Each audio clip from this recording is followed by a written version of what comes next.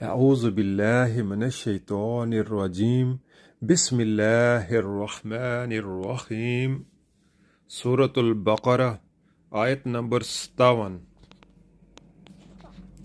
وَظَلَّلْنَا عَلَيْكُمُ الْغَمَامَ وَأَنزَلْنَا عَلَيْكُمُ الْمَنَّ وَالسَّلْوَىٰ كُلُوا مِن طَيِّبَاتِ مَا رَزَقْنَاكُمْ وَمَا ظَلَمُونَا وَلَٰكِن كَانُوا أَنفُسَهُمْ يَظْلِمُونَ۔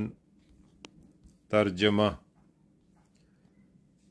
ہم نے تم پر ابر کا سایہ کیا، من و سلوہ کی غذا تمہارے لیے فراہم کی، اور تم سے کہا کہ جو پاک چیزیں ہم نے تمہیں بخشی ہیں انہیں کھاؤ، مگر تمہارے اسلاف نے جو کچھ کیا وہ ہم پر ظلم نہ تھا، بلکہ انہوں نے آپ اپنے ہی اوپر ظلم کیا۔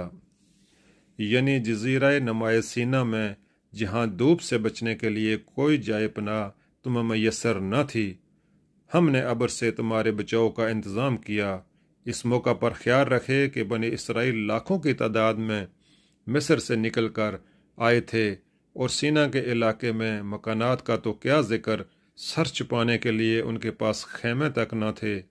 اس زمانے میں اگر خدا کی طرف سے ایک مدت تک آسمان کو ابر آلود نہ رکھا جاتا تو وہ قوم دھوپ سے ہلاک ہو جاتی۔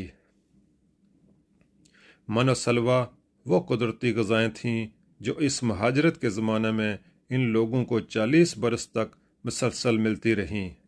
من دہنے کے بیج جیسی ایک چیز تھی جو اوس کی طرح گرتی اور زمین پر جم جاتی تھی، اور سلوہ بٹیر کی قسم کے پرندے تھے۔ خدا کے فضل سے ان کی اتنی کثرت تھی کہ ایک پوری کی پوری قوم محض انہی غذاؤں پر زندگی بسر کرتی رہی، اور اسے فاقہ کشی کی مصیبت نہ اٹھانی پڑی۔